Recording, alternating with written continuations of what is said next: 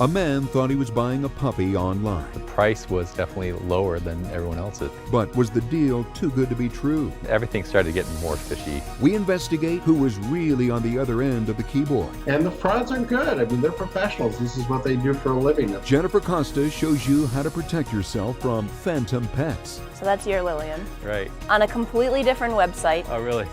So this puppy doesn't exist. Thursday on the Channel 3 News at 5:30. First in News. Well, have you ever been tempted to buy a pet online? New at 5:30, what Jennifer Costa discovered about an international ripoff sweeping the internet. What's this all about, Jen? Well, it's an elaborate scam suckering thousands into losing their hard-earned cash. It involves phantom pets pulling on your heartstrings, and the Vermonter we met got a really good deal. But was it real? Come here, sit.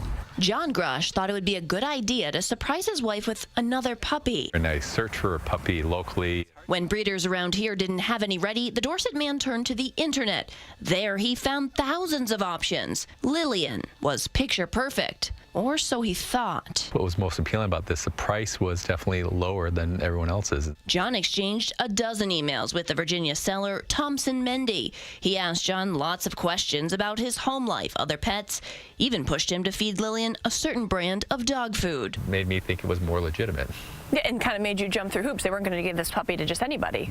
Absolutely. Mendy wanted John to wire the cash. It would cover the cost of the dog and all shipping fees. John first called Western Union to make sure his money was safe. They said, well, the person picking it up has to show an ID, a picture ID. We take a photo of that person. So I'm thinking, okay, so Western Union is covering it also, so I went ahead with the process. Once John sent his money, he got another email. This one demanded he spend thousands on special puppy insurance or he'd never see his new dog. Everything started getting more fishy as it went along. John was fooled by an international ring of sophisticated crooks. I lost a little over $900. We discovered online puppy scams are sweeping the internet.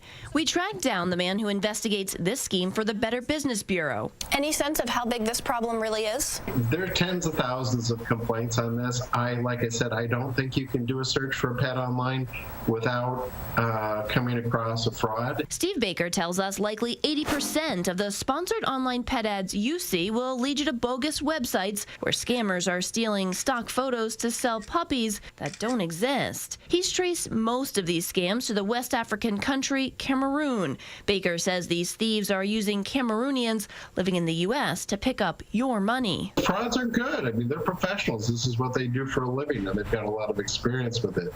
It sounds totally believable. They even copy the websites of real dog breeders. 11 people have filed complaints with the Vermont Attorney General. John called the Virginia State Police. Troopers checked out the imposter pet seller's address. Nothing but an empty lot. Since less than $1,000 got stolen and the crime crossed state lines, the cops couldn't do anything about it. John says Western Union told him the transaction actually went to Maryland, but refused to give up the name or photo of the person who picked up his money. You say, well, should I have been smarter, or, what did I do wrong? And so you feel guilty that you went through that process and fell for it. We visited John at work to show him and you how he was duped. So that was the website you went to, right? Yep. You won't be able to find it. The scammers took it down, but we found the domain name flagged on a scam alert. Then we used a reverse image search to find Lillian's photo on another fraudulent website. Yep, that's the picture we saw. The same fake puppy John already paid for, now dangling like bait for new victims to buy. But they didn't even bother to change a name on a completely different website. So this puppy doesn't exist. Right. This is a stock photo. Wow. Hopefully you can get the story out and people won't make that same mistake. So what struck us most about this scam is that the victims actually sought out the fraud by going to those fake websites. The crooks just sit back and wait for someone to bite. That's the reverse of how scams usually work. And experts tell us the best way to protect yourself from this is actually to go and see the puppy in person before you part with any money. Oh, that makes sense. I feel so sorry for that man, though. I know. He did get another puppy online, but this time it was a reputable breeder. He went and talked to her, and all's well. But that $900 he lost. Yeah, all right. Well, thank you, Jen. Great report.